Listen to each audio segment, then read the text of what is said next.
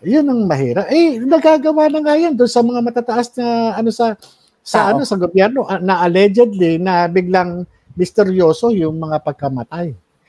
Yeah, actually meron ito mama ko lang. Merong kritiko si Rowena Burden, doctor siya, last year po, napakatapang din. Talagang binoboljak niya itong si Governor Gwendolyn Garcia, lahat ng mga sexcapades at kung anong kalaswaan ni Gwen, yung mga corruption and everything. Tapos, yung kapatid noon, na nabasa ko sa post nung kapatid ni Gwendolyn, parang mayroong prior na namatay na inatake siya sa puso, parang mayroong threatening way of yung posting niya. So anyway, boljak ito si Burden. So one day na lang namin nakita sa Facebook na dinampot po siya dahil kinasuhan siya. Dinampot siya, nagkaroon ng warrant of arrest. Tapos hindi yata nagsalita yung pamilya So ang nangyari po dun, sir, based lang dun sa mga nakita ko sa posting na after niyang harapin yung kasong yon or na-arrest ba siya, nakulong siya, very healthy woman, beautiful, di ba? Gorgeous, and a doctor. After a couple of days, inatake sa puso.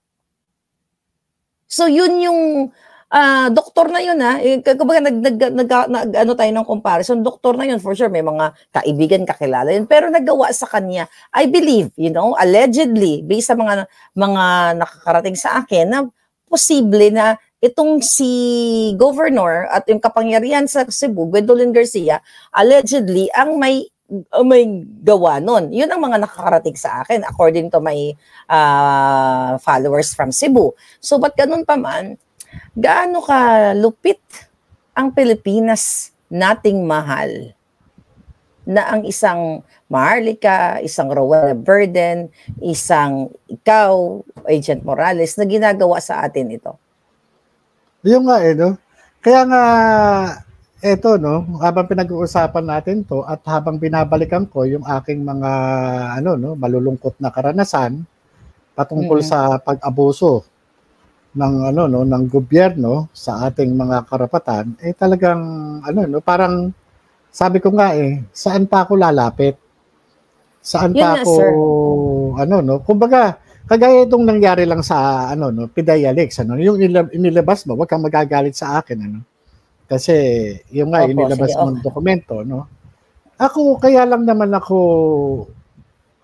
nagsumulat kay General Lasso para magbigay linaw na wala akong kinalaman doon sa paglabas ng mga dokumento na yan. At doon nga, sa sulat ko sa kanya, i-guide ko pa siya na ito yung nangyari noong 2012. Pero, sa halip na pakinggan niya ako, naglabas sila ng kakaibang aksyon. Yeah. Binaliktad na nila yung sitwasyon, ako na ngayon yung ginawa nilang akusado. Ako alam mo, ang tanging kasalanan ko lang dyan sa mga dokumento na yan, ako yung nag-imbestiga. Kung alam ko lang, sana. Di ba sabi nga, kung maibabalik ko lang yung nakaraan talaga, sana. Hindi na. Pero, alam niyo, sa totoo lang, trabaho Trabaho, sa totoo lang. Yeah. Alam niyo, ako, sinasabi niyo na mag-iingat ako, maglalabas ng bahay. Ako, aaminin ko sa inyo, lumalabas pa rin ako ng bahay. Bakit? Kasi nga hindi naman ako wala akong kasalanan. Oo. Wala akong kasalanan. Kaya, ang buhay ko talagang, sabi ko nga sa mga anak ko, wag kayong kasi parte lang ng trabaho yan. Hustisya ako. Hindi ako yung gumagamit ng illegal na droga. Nagkataon lang, itong mga addict na ito, ay itinuro sa akin, inireport sa akin. Hindi ako dapat matakot sa mga addict na ito. Nagkataon lang, naging presidente itong itinuturong addict na ito. Wala akong kasalanan sa kanya. Kaya nga po sa totoo lang. At sir, balik-balikan natin, walang ginagawa ang bangag na gobyernong ito na na-mention na mismo doon sa CCTV ang Lam at Kumar. Sabi ko nga, Alam mo, na pag-uusapan namin dito ng mga kaibigan ko, no, kanina, sabi ko sa Amerika, kapag nabanggit na ilabas na sa Senado, na ilabas na sa media, na ang sangkot ay First Lady. At yung kumar na nabanggit doon, na inutusan ng First Lady, maaalarma na at mabibigyan ka ng protection.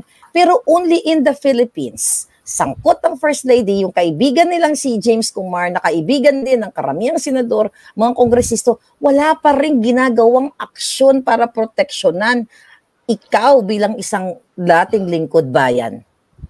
Yung nga ang ipinagtataka ko, no? At sa halip, ako yung kanilang ginigisa. Diba?